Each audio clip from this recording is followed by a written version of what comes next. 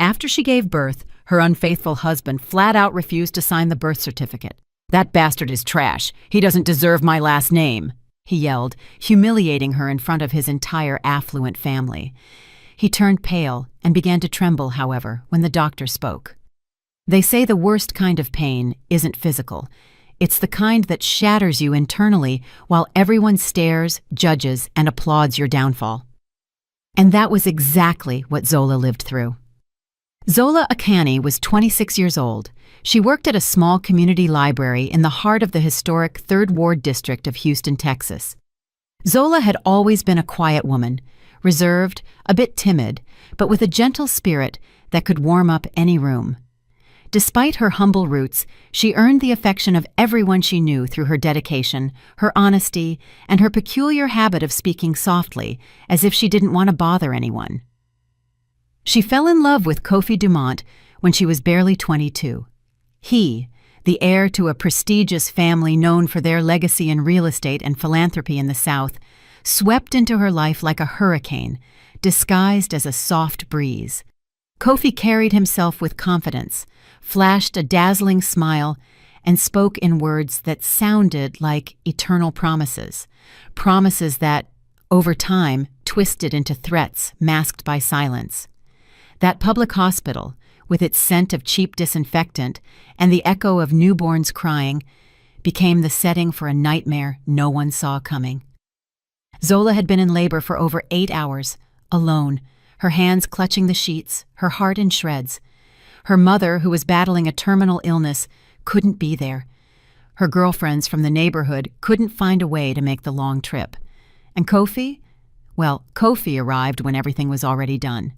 The room was cramped, with scuffed walls and a blinding white light that hurt the eyes. Zola held her baby, her own eyes still swollen from crying so much. When the door opened, Kofi strode in, dressed in designer clothes, his hair perfectly coiffed, looking as if he'd just come from a gala dinner. Behind him were his mother, Mrs. Odette Dumont, with an arrogant gaze and a look of sheer contempt, and his younger sister, Nala, who looked at Zola as if she were a cockroach crawling across the Persian rug in their study. "You're late," Zola murmured, barely having the strength to speak, clutching the small child in her arms. Kofi didn't answer. He took one step, then another, until his eyes landed on the baby. He stopped dead, his brow furrowing. Something in his face shifted. It was no longer just discomfort. It was cold, calculating, poisonous rage. "What is this?" he said, not raising his voice, but with an intensity that chilled the blood in the room. Zola looked at him, confused. "It's your son, Kofi. Our son." Mrs. Odette advanced with determined steps and positioned herself next to her son. She looked at Kofi, then at the child. Her lips curled with disdain. "That is not a Dumont." Nala let out a short, nervous, mocking laugh. "Zola, what did you do?" "I didn't do anything," Zola began to tremble. "The baby is yours, Kofi." But Kofi was no longer listening to her. He spun around toward the nurse who had just entered to check the vital signs. "I need to speak with the hospital administrator. I refuse to sign any birth certificate. That bastard will not carry my name." The words fell like knives into Zola's body. The nurse, visibly uncomfortable, tried to slip out of the room. Zola clung to the baby, her eyes filled with tears, not from the public humiliation, but from the pain that swelled in her chest like a bomb about to explode. "How can you say that? He is your son. Kofi, look at me, please," she begged, her voice broken. Kofi looked at her for the first time since he had entered, but not as a husband, as if she were a complete stranger. "Do you think I'm stupid? That child looks nothing like me. Do you think I'm going to bear the burden of a mistake that isn't even mine? He is not a mistake. He is your son. Don't raise your voice at me," he shouted, pointing his finger at her. "What you did is unforgivable. You have no idea what you've just caused." Mrs. Odette crossed her arms and approached Zola with a look full of contempt. "I always knew you were an opportunist, a poor girl looking to climb the ladder with a swollen belly. And look at you now.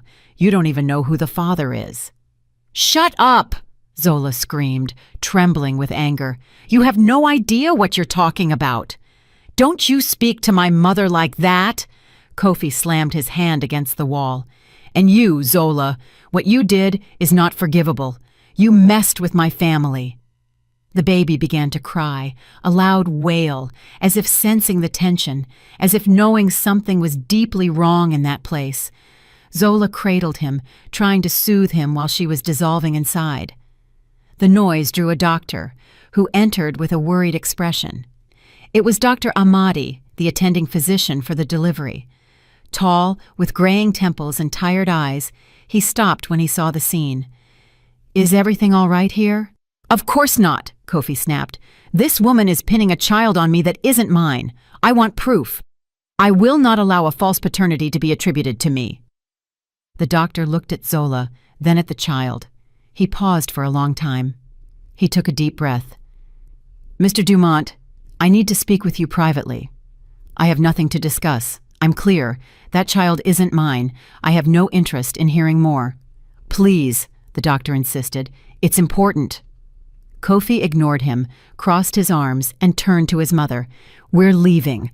Let her deal with her own problem." Zola tried to sit up, but the post-labor pain made her fall back onto the bed. "Don't go, please! Listen to me! Kofi!" Mrs. Odette approached one last time.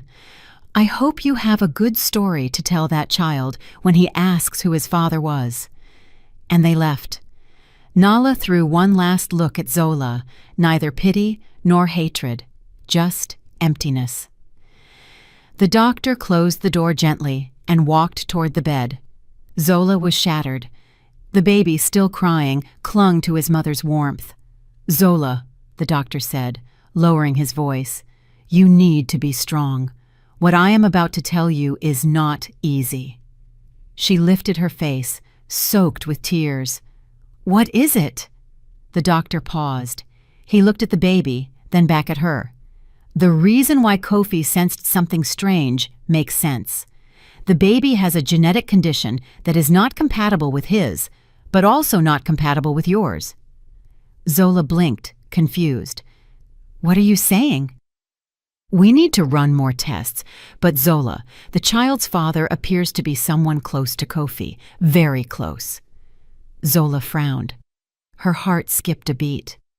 "No, that can't be. I was not with anyone else. Never." The doctor stood up awkwardly and moved toward the door. "I will tell you with more certainty as soon as I have the lab results. For now, rest. You'll need it." He left the room. Zola was left alone in silence. The baby's cries softened. The pain in her belly was bearable, but what was in her soul was another kind of wound, one that had no name, no cure, and no end yet. She didn't know that hell was just beginning. She couldn't imagine that the truth she was about to discover was worse than any lie. Zola couldn't move. She felt as if the entire weight of the world had fallen onto her chest. The silence in the room was so thick you could cut it with a sigh. The doctor was gone. Kofi had abandoned her, and her son, little Keon, slept on her chest with the innocence of someone who hasn't yet known contempt. Hours passed like shadows dragging on in the early morning. Zola didn't close her eyes once. She stared at the ceiling, unable to comprehend what had just happened. She repeated over and over that it couldn't be true, that it was all a nightmare, that the pain would stop, but it wouldn't. The pain clung to her chest like a rusty knife, and the worst part wasn't the humiliation, it was the doubt. The doctor's words echoed in her mind like a cursed sound, an incompatible genetic condition. How could that be? She had never been unfaithful to Kofi. Not a single glance, not a single touch with another man. Never. And yet, there was her son being rejected by everyone, even by his own father or the man she thought was his father. At dawn, the nurse entered with a tired expression. She brought a tray with breakfast and a form. "Zola, honey, you need to sign this paperwork for discharge. Do you have someone who can come pick you up?" Zola shook her head. "No, I don't have anyone." The nurse sighed with that silent compassion that only those who have witnessed too many tragedies possess. You can stay a few more hours, but the hospital is short on beds. You'll have to leave when you can." Zola nodded, then looked at her son. "I don't have anywhere to take him." 2 days later, she returned to the small neighborhood where she had grown up. Dirt roads, corrugated iron roofs, the smell of dampness and simple soul food scents filling the air with nostalgia. The inherited house from her mother awaited her, in ruins, with broken windows and no running water. Zola entered with Keon in her arms and took a deep breath. It wasn't a mansion, but at least no one would judge her in here. She thought about crying, but she had no tears left. In the Dumont mansion, meanwhile, everything was tense. Kofi had called Dr. Amadi to demand an explanation. "What do you mean by incompatible? Explain yourself clearly," he demanded, pacing his office with a glass of bourbon in his hand and his eyes burning. The doctor on the phone remained calm. "Mr. Dumont, as I explained at the clinic, we detected an uncommon genetic condition. It matches a relative of yours, but not you. Are you suggesting it was someone in my family? I cannot make assertions without proof. I suggest a DNA test as soon as possible." Kofi hung up without responding. He then looked out the window. His face tightened. He began to suspect. The chauffeur who always smiled too much, the gardener who once asked about Zola in a curious tone, even his own younger brother, Osei, a 20-year-old who spent too much time at the house when he wasn't there. Mrs. Odette walked in at that moment, elegant, with that air of superiority she never shed, not even for sleep. "Well, I'm arranging a DNA test. I want to put an end to this. That woman, I always knew she wasn't trustworthy. It showed in her clothes, in the way she talked. That kind of woman only serves to ruin a good name." Kofi clenched his fists. "I want all the staff investigated. Everyone. I will not allow anyone to tarnish my name." Meanwhile, Zola was trying to survive. She had no formula for the baby, no diapers, and her savings account had been frozen. Kofi had cut her off from everything, even the health insurance. She went to the neighborhood corner store to ask for credit, but no one would help her. "Zola, I'm sorry, but you already owe me from last month, and with what people are saying about you, I'd rather not get involved in trouble," the store owner said, looking down. Zola left the business with her dignity in tatters, but just as she crossed the street corner, an older woman called her from the doorway of a house with rusty iron bars. "Hey, Zola, come here, girl. Come on in. You and your baby look like you haven't eaten." It was Mrs. Coretta, a lifelong neighbor, a widow, and mother of 7 grown children who no longer lived with her. She received Zola with a cup of hot tea, some hard bread, and a look of genuine affection that Zola hadn't received in a long time. "I don't know what you did, but whatever it is, that baby ain't to blame, and you need some help." Zola broke down in tears for the first time since leaving the hospital. She cried like a small child. She wept over the wooden table with Keon sleeping on her lap and Mrs. Coretta stroking her hair. "I don't understand," she whispered through sobs. "I swear to God I wasn't with anyone else. I don't know what's happening." That night, when she tried to sleep, she had a blurred memory, a fleeting, stabbing image, a glass of wine, a strange dizziness. Kofi wasn't there. She only remembered being in the house. Then everything was a fog. She tried to recall more, but the sensation was like a choked scream. Something didn't add up. The next day, comments exploded on social media. Someone had leaked a photo of Kofi leaving the hospital with his mother and sister. The caption read, "Multimillionaire rejects his own son at birth." Opinions were divided. Some defended him, others crucified him. But everyone was talking. The press began to sniff around. A young journalist, Savannah Jones, tracked Zola down. She knocked on Mrs. Coretta's door 2 days later. "Are you Zola Akani?" Zola hesitated, but nodded. "I want to tell your story, but only if you want me to. The country deserves to know the truth." Zola didn't answer. She looked at her son. The world was cruel, but perhaps telling her story was the only way to protect him. In the Dumont mansion, Kofi received the DNA test results. He was alone. He opened the envelope with trembling hands and read it. He stopped, read it again. Negative. The baby was not his. He felt as if something inside him had fractured. It wasn't sadness. It was fury, raw rage. He called his attorney and asked him to destroy the provisional birth certificate they had started. "That child is dead to me," he said, throwing the envelope into the fireplace fire. Hours later, in an elegant lounge in downtown Dallas, Kofi was laughing with a young, perfectly made-up blonde woman named Camille. He was at a gathering of executives. No one mentioned Zola, no one mentioned Keon, just drinks, fake laughter, and bodies trying to fill empty spaces. Meanwhile, Zola began her job search. With Keon in her arms and a resume stained by rumors, she scoured offices, bakeries, and stores. Everyone said the same thing. "I'm sorry, we're not hiring." Night fell. She returned home exhausted, her feet swollen, with nothing more than a bag of rice that Mrs. Coretta had given her. As she entered, she found an unsigned letter slipped under the door. It only said, "He wasn't the only one in that house who looked at you differently." Zola felt a chill. She looked at her son, hugged him tight, then closed the door and drew the curtains. There were too many shadows surrounding her story, and she was just beginning to understand that behind every silence lay a secret. Zola hadn't slept peacefully since receiving that anonymous letter. The phrase echoed in her mind like a curse. He wasn't the only one in that house who looked at you differently. She felt fear, real fear. Not of ghosts or superstitions, but of what she remembered and what she didn't. Of what might have happened that night when everything became a fog, and the following days were shrouded in silence. The baby started to cry. Zola held him close. Keon was only a few weeks old, but his eyes seemed to look with the intensity of someone who had already lived 1,000 lives. She stroked his hair and sang softly. Then she sat on the edge of the broken bed in that borrowed house, Mrs. Coretta's home, now her only refuge.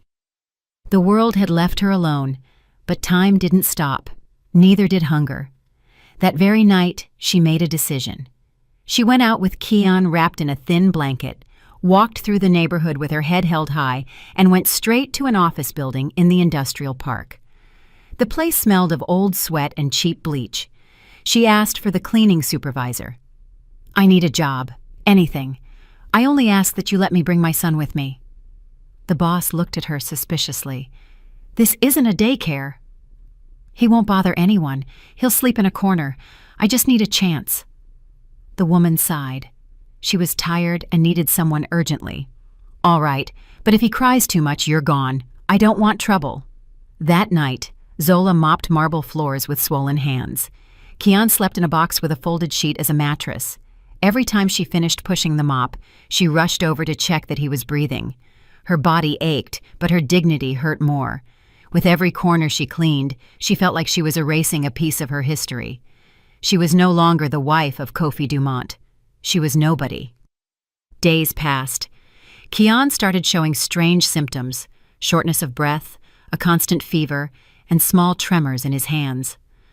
Zola took him to a community clinic in the neighborhood. The doctor, young and serious, examined him in silence. "We need to run more complete tests. This could be something more serious." Zola looked at him in terror. "More serious? How?" "It could be a neurological or metabolic condition. I don't want to alarm you without proof, but there are signs we can't ignore." "And how much do those tests cost?"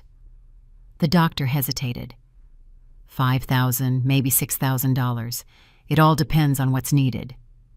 Zola felt the air ripped from her lungs. She didn't have even $100. That night, she didn't eat. She sold her only ring, the one Kofi had given her when he promised her a good life. She exchanged it for 2 cans of formula and 1 pound of rice. The next day, she went to the local legal aid office, a room with damp walls and piled-up papers. A young lawyer, Imani Grant, attended to her. She had dark circles under her eyes, but her gaze was sharp. She listened to Zola's story without interruption. "I want to force my son's father to take responsibility." Imani took notes. "Do you have the birth certificate?" Zola lowered her head. He destroyed it. He said that child didn't deserve his name. Imani looked at her seriously. We're going to start with a paternity and child support lawsuit. Do you have proof you were married? Zola pulled out a torn folder. It held a photo from her wedding, a simple copy of the marriage license, and a couple of utility bills in both their names. This will work for now, but you need an official genetic exam. Zola swallowed. They already did one. It came back negative. He said the child wasn't his. Imani raised her eyebrows. And are you sure you weren't with anyone else? Zola lifted her wounded gaze. I don't remember anything. Just one night I felt strange, like something wasn't right. But I didn't do anything. The lawyer nodded. She didn't ask more questions. Some things hurt more than a test result. I'm going to help you. I don't promise miracles, but I promise justice. In the Dumont mansion, the atmosphere had grown heavy. The press was starting to apply pressure. Some outlets wanted to know why a baby had been publicly rejected by such an influential family. Social media was unforgiving. The Dumont name was becoming synonymous with scandal. Kofi, desperate to clean up his image, ordered a media control campaign. He bought headlines, silenced local news outlets, and hired digital reputation experts. But inside the house, the tension couldn't be concealed. Mr. Sterling Dumont, Kofi's father, had returned from a business trip, always elegant, always with his measured smile. He was one of those men who didn't yell, but whose single glance could make an entire room tremble. Kofi met him in the study. Father, I need to know if anyone in the family did anything with Zola. Mr. Dumont stared at him.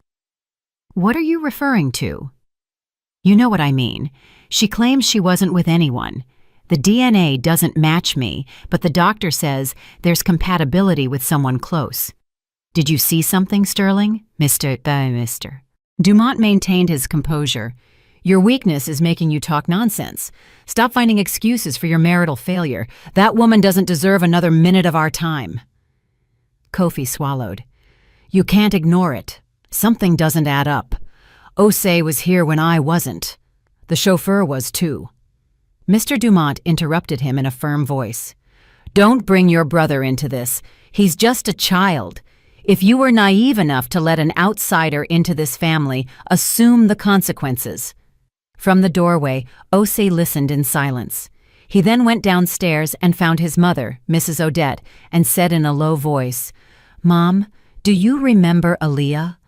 Mrs. Odette immediately tensed up. Why are you mentioning that woman? Because Dad has worse secrets than the Zola business. You know it. What he did to Aaliyah was worse. But everyone fell silent. Mrs. Odette turned pale. Be quiet. Don't you dare talk about that. That story died years ago. Osei shook his head. No, it didn't die. It was just buried, like everything else in this house. That night, Zola took Keon to a private clinic that offered pro bono consultations. The same doctor who had seen her at the public hospital, Dr. Ahmadi, attended to him.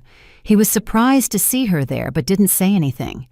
After examining Keon closely, he sat across from Zola with a grave expression. The child has a mitochondrial disorder. It's a rare inherited condition. It affects cellular energy and neurological development. It's progressive. Zola felt herself faint. He could die? Not if we act fast, but the treatment is costly and long.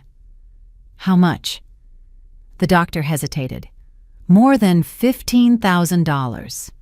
Just to start. Zola didn't respond. She just hugged her son. I don't have that money. There's another option. If we find a compatible relative, we could start an alternative therapy. Zola looked up. A compatible relative? We need to analyze the DNA of the possible fathers. If we find someone with a specific genetic match, we could work with that. Zola closed her eyes. She felt the world spin. She remembered everything, the rejection, the abandonment, the contempt. What if the only compatible person is in a family that hates me? The doctor looked at her with compassion. Then you'll have to decide whether you face that hatred or let the silence consume everything. That night, in her small room, Zola watched Kian while he slept. Next to her was the envelope with the genetic results she had requested with Amani's help. She opened it with trembling hands, reading it word for word. The result was not the same as the one from the hospital. The new report said something more.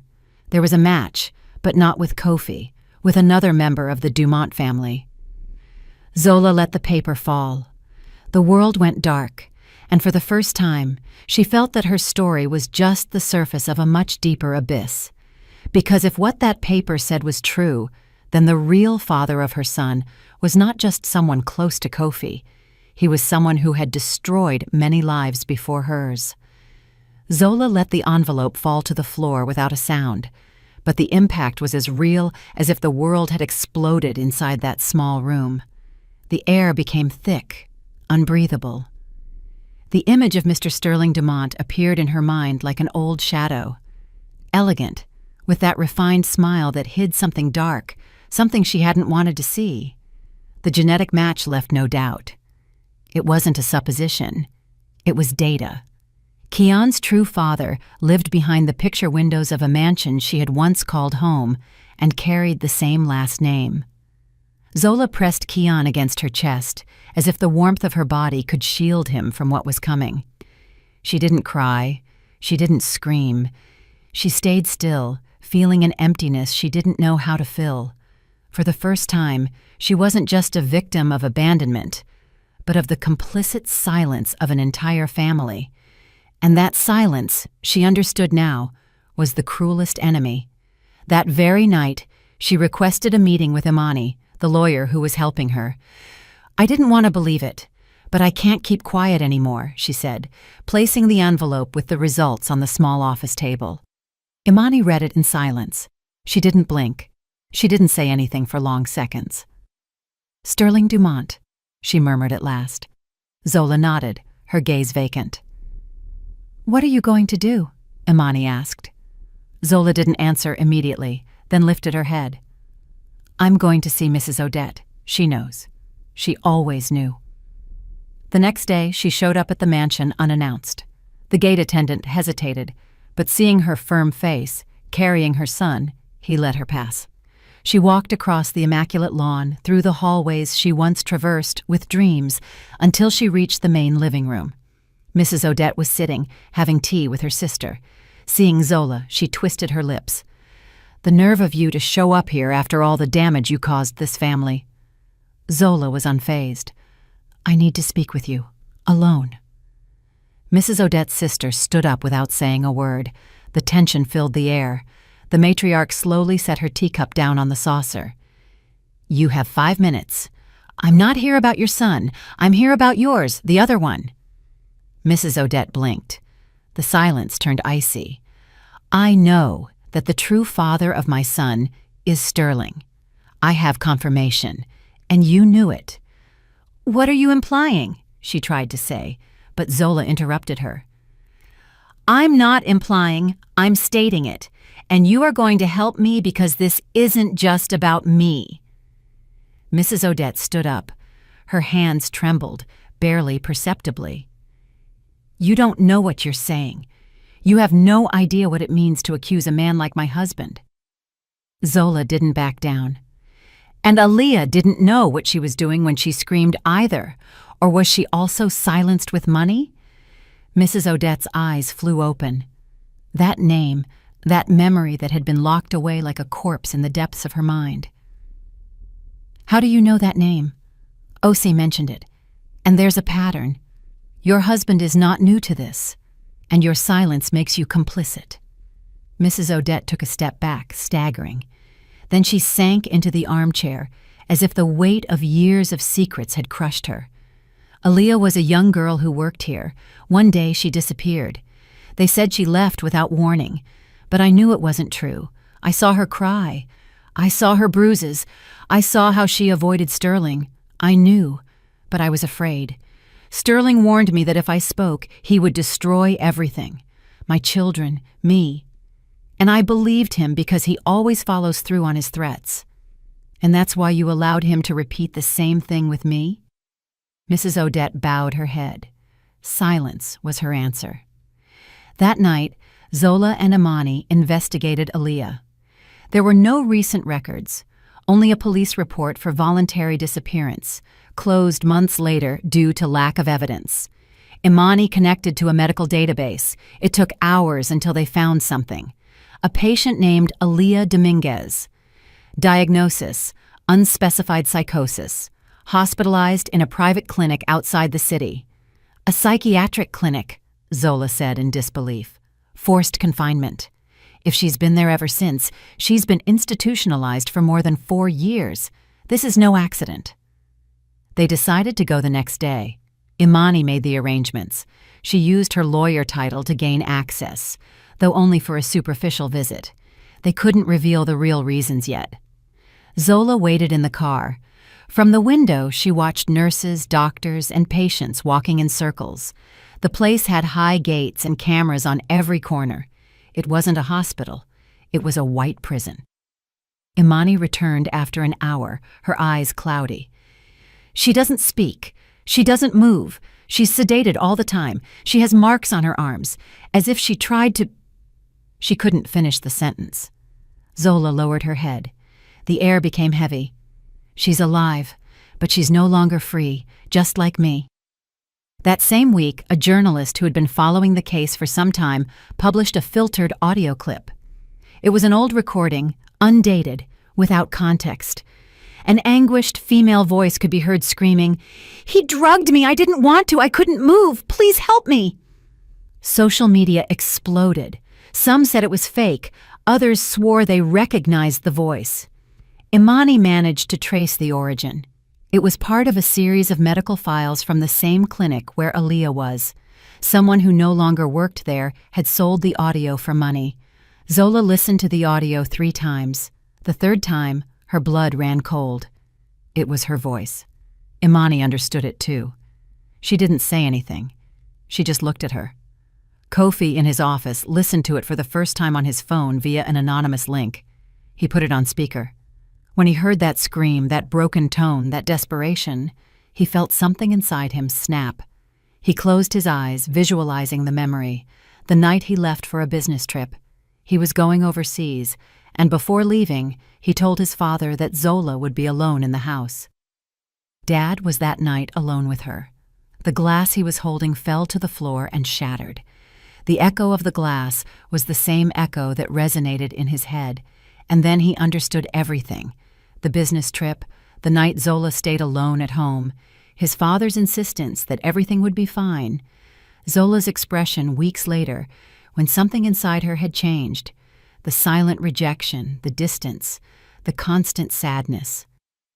Kofi was breathing with difficulty, as if the very air was betraying him. He walked to the bathroom, washed his face, looked in the mirror, and didn't recognize himself. In his reflection wasn't the elegant man who used to control everything with a smile. There was a betrayed son, a blind husband, a defeated human being. He took his keys, went downstairs, and walked through the marble hallways without greeting anyone. His mother called him from the living room, but he didn't answer. He crossed the door to Sterling Dumont's study without knocking. The patriarch was standing, pouring himself whiskey as if the world owed him reverence. He looked up calmly. "You have no manners, son." Kofi closed the door. The tension in the room was so thick it felt physical. "What did you do to her?" Sterling didn't answer. "I'm going to repeat it only one more time. What did you do to Zola?" The silence was long, arrogant. Then Sterling took a sip from his glass and spoke with chilling serenity. "Everything I've given you, I did to tame you.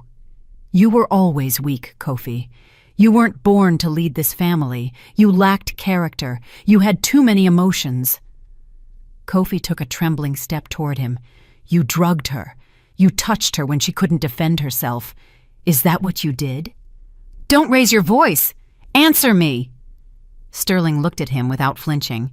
"She was just another pawn. I wanted to show you that you can't trust anyone, not women and not your judgment. And I succeeded, because you failed, as always." Kofi staggered backward as if he'd been punched in the chest. He felt sick. Repulsion. His own father had destroyed the woman he loved just to humiliate him. "You're sick. I'm in control. What's the difference? You're not in control of anything, because I'm going to sink you with everything you are, with everything you represent." Sterling let out a short, dry laugh. "And you think people are going to believe you, a spoiled boy, over me? Do you know how many judges owe me favors? How many media outlets depend on my money?" Kofi clenched his fists. "Well, they are going to find out everything, because I will speak." He left. He didn't look back, didn't listen to the threats. He slammed the door and rushed out as if the mansion had turned into a fiery cage. When he arrived in the neighborhood where Zola lived, he didn't know whether to knock or simply kneel. Mrs. Coretta opened the door with suspicion. "What are you doing here?" "I need to speak with her. She doesn't want to see you or hear you, and she's right." Kofi swallowed. His voice cracked. "Please." Mrs. Coretta hesitated, then stepped aside. Zola was in the room, feeding Keon. Seeing him, she stood up with the child in her arms. Her eyes filled with contained fury. "What are you doing here?" Kofi took a step, then stopped. He looked different. Defeated. "I came to ask for your forgiveness." "Your forgiveness is useless to me, Kofi. I know everything now. I heard the audio. I spoke with him. He confessed. What he did to you, what he did to me." He couldn't continue. His voice completely broke. Zola knew, without him needing to say more, but she couldn't allow herself to feel compassion. Not yet. "And now you come here to redeem yourself?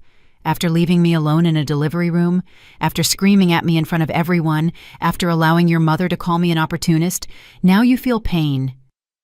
"There's no excuse for any of that. I know, but I'm here because I want to help you. I want to help you and my son." Zola trembled. "He is not your son." "He is my son, even if he doesn't carry my blood, because what they did to him is unforgivable, and I won't stay silent." Zola collapsed onto the bed with the child in her arms. Cries poured out of her like a torrent, deep, tired, almost powerless. Kofi tried to approach, but she raised her hand. "Don't come near me. I need time." Kofi nodded. He left without saying more. Imani, the lawyer, was preparing the complaint. She knew she was challenging someone powerful, but she didn't care. The file was thick. It included medical exams, genetic tests, the recordings, Aaliyah's history, and indirect testimonies. "This is going to blow up, but you can't back down," she told Zola as they reviewed the documents. "I won't. They're going to attack you. They'll say you did it for money, for revenge, for fame." Zola looked her in the eyes. "I don't care what they say. I'm not doing this for me. I'm doing it for all the ones who couldn't speak." The media found out. Some supported the complaint, others ridiculed it, but the story began to gain traction. Several women started writing to Imani anonymously. They had worked in the homes of powerful families. Some recounted that Sterling Dumont had also harassed them, but they were too afraid to speak. The legal team filed the formal complaint. The press surrounded the courthouse. The photograph of Zola leaving with her son in her arms circulated on social media, in newspapers, and on television channels. Days later, Sterling sent a message. He wanted to speak with Zola privately. Imani forbade it, but Zola decided to go. They met at a private restaurant. He arrived with his usual elegance. She arrived with a serene but firm face. "You have guts," he said. "I have memory, and I have a son who deserves justice. That child is not my shield. He is my engine and the reflection of what you did. Like it or not, he is in your life forever now." Sterling looked at her for a long time, then smiled. "I can take the child away from you. I have the resources, the contacts, the lawyers. With a couple of signatures, I can get custody. I can argue that you have no means, that you have emotional instability. Do you really want to play this game?" Zola didn't flinch. "Try it. But I swear that if you do, I will make public every detail, every victim, every audio. You won't be able to walk down the street without people looking at you as what you are." Sterling picked up his glass, drank, then stood up without saying more. Kofi called a press conference. Imani, Zola, and other media outlets were present. Microphones, cameras, reporters. The world was watching. Kofi stepped up to the podium, took a deep breath, and spoke. "I come to speak as a son, as a husband, and as a victim of silence. The father of my wife's son is my own father, and it is not the first time he has done this." There was a collective murmur, shouts, camera flashes. What happened to Zola was an act of violence, of power, of perversion, and I, as part of that family, can no longer remain silent. The media exploded. Social media collapsed. Sterling Dumont's untouchable figure ceased to exist, and just like that, the silence was broken. Kofi's words still reverberated in the courthouse hallways, in the newsrooms, and on internet forums like a bomb no one saw coming. The image of the heir to one of the country's most powerful families confessing that his father had committed an unimaginable crime, and that the child he himself had rejected was the result of that monstrosity, crossed borders. It was international news, front pages, headlines, divided reactions. Some applauded his courage, others called him a coward for having been silent for so long. But Zola had no time to debate the media impact. She was focused on only one thing: justice. Together with Imani, her lawyer, she presented herself before the district attorney's office, accompanied by cameras, journalists, and several women who had also suffered, but hadn't dared to speak until now. Zola carried Kian in her arms as always. She was thinner, her face marked by exhaustion, but her eyes were alight. She was no longer afraid. She no longer hid. Imani filed the formal complaint against Sterling Dumont with all the legal backing possible. She included testimonies, documents, the genetic results, the filtered audio, and the recording of the confession Kofi had secretly obtained days earlier while speaking with his father. The evidence was clear. Although the law sometimes bent to protect the powerful, this time they were going to force it to look the truth in the face. The press conference was called at the courthouse entrance. Imani took the microphone while Zola held Kian. "Today, we are not only denouncing a crime, we are denouncing a structure of impunity that has protected a man for decades, a man capable of destroying entire lives with a smile. We will not be silent. We will not retreat." When Zola took the floor, the silence was absolute. For years, I believed I had done something wrong, that I deserved the rejection, the stares, the closed doors, but it was not my fault. And today, I want other women to hear this. It was not your fault either. He didn't just steal a life from me. He stole the possibility of being a mother with dignity. But he will not take away my strength. That same day, Imani presented a list of women willing to testify. Some were still afraid. Others didn't want to show their faces, but the stories matched. Repeated patterns, strange invitations, dizziness, memory blanks, confused awakenings, months of silence, all connected to Sterling Dumont, all rendered invisible by power. And then the unexpected happened. Aaliyah appeared, not as the cheerful young woman who had once worked at the mansion, but as a fragile figure with a pale face, short hair, and trembling hands. She had escaped the psychiatric hospital with the help of a nurse who decided not to remain complicit. Imani received her in her home, gave her clean clothes, and protected her as if she were her own sister. Zola hugged her with tears in her eyes. Aaliyah didn't speak for a long time, but when she finally did, her voice, broken but firm, made everything tremble. "He locked me up so no one would know. He told me that no one would believe me, that I was crazy, and I started to believe him until I saw Zola on the news and understood that he kept destroying lives." With Aaliyah as a key witness, the prosecutor's office ordered Sterling's immediate arrest. The police arrived at his mansion with cameras rolling live. They brought him out in handcuffs, wearing dark glasses and an air of absolute disdain. He didn't resist. He looked at the journalists as if they were ants. Still, the moment was historic. A Dumont publicly arrested. But it didn't last. 72 hours later, he was released due to a legal technicality, alleged insufficient direct evidence. The presiding judge was an old acquaintance of Sterling Dumont. Social media exploded. Public opinion was divided between outrage and disbelief. Kofi shouted to the cameras that the system was corrupt, that if his father walked free, no one would be safe. Zola felt like the world was laughing in her face again. But this time, she didn't break down. She organized a march with Imani and the other victims. They didn't want only judicial justice. They wanted social justice. They wanted the entire country to look at that monster with his face uncovered. The march was called for the following Sunday. Women, mothers, daughters, activists, journalists, artists, thousands joined. Banners with sharp phrases, photos of victims, names that had been in the shadows for years. Zola marched at the front with Kian in her arms. She walked with tears in her eyes, but without lowering her head. The impact was immediate. Television networks broadcasted live. Several public figures spoke out. Local governments showed their support. For the first time, Sterling couldn't manipulate the narrative. People didn't believe him. Social media wouldn't shut up. The country was awake. But while the world watched, Kian worsened. The fever wouldn't go down. His body was weakening. He wouldn't eat. Zola rushed to the nearest hospital. Dr. Amadi received her. "We need to operate immediately." "How urgent?" "Hours. If we don't intervene, there could be irreversible damage." "I don't have the money. I only have $200 left.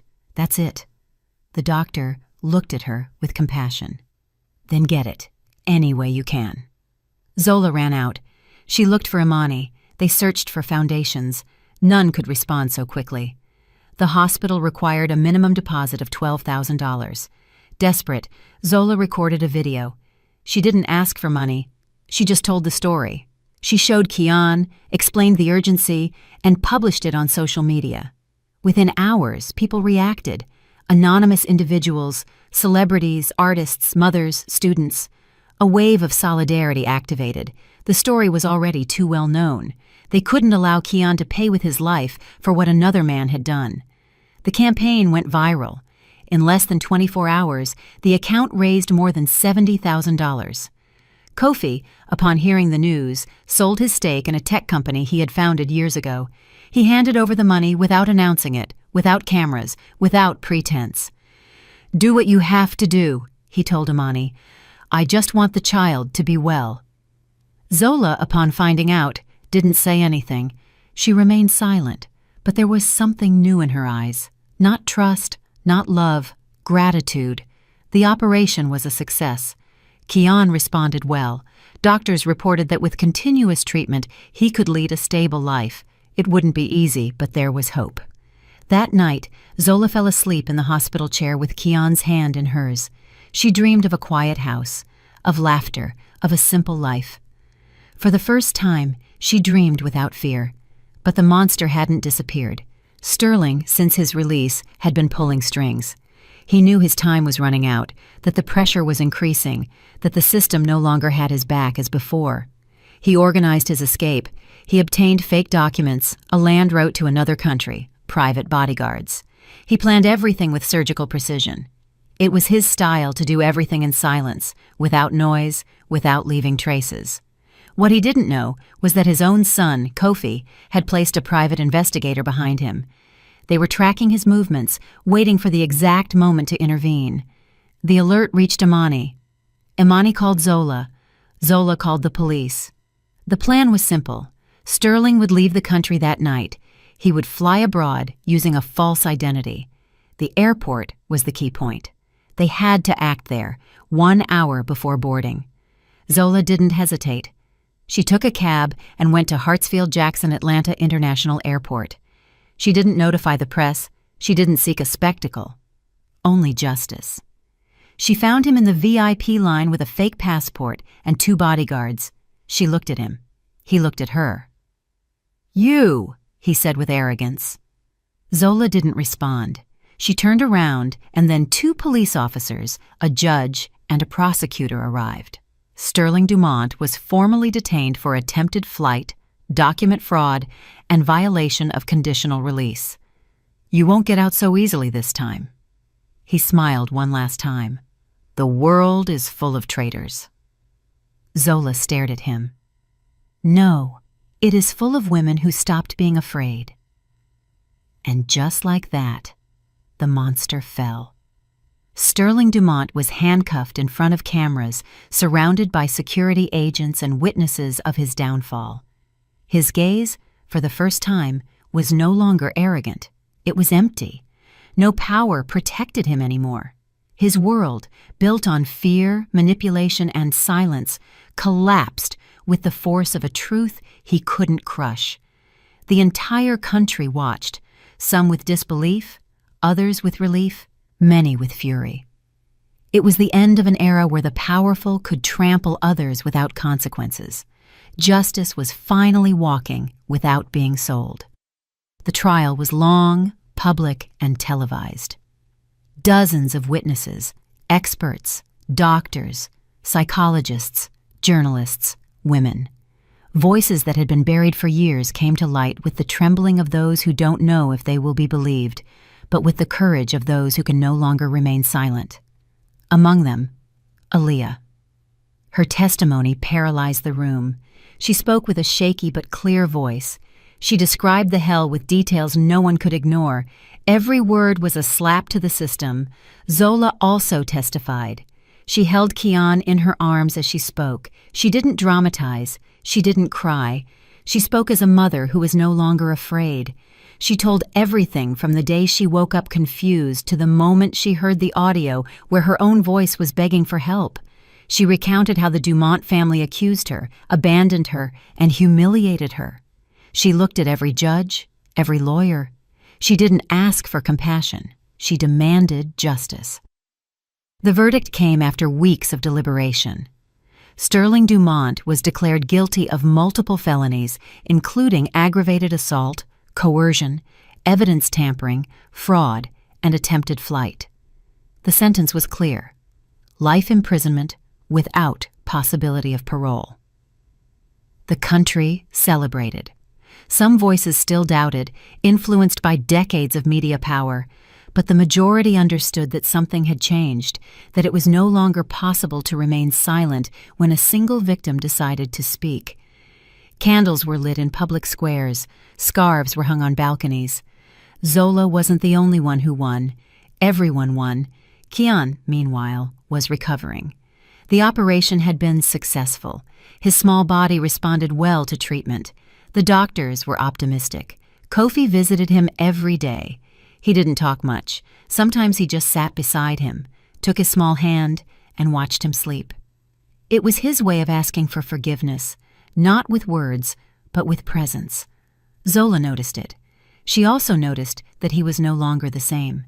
The arrogant, distant, controlling Kofi of the mansion had disappeared. What remained was a man who was broken but willing to rebuild himself from the ruins. One morning, when Kian was about to be discharged, Kofi asked to speak with her alone. They sat on a bench facing the hospital garden. The air smelled of wet earth and forgotten flowers. "I know I can never erase what I did to you," he said, looking down. "You can't," Zola replied firmly, "but I want you to know that I'm not leaving, not as a couple. I'm not here to get that back, but as someone who understands the damage he caused and is willing to live with the weight of that damage for the rest of his life." Zola watched him for a long time, then sighed.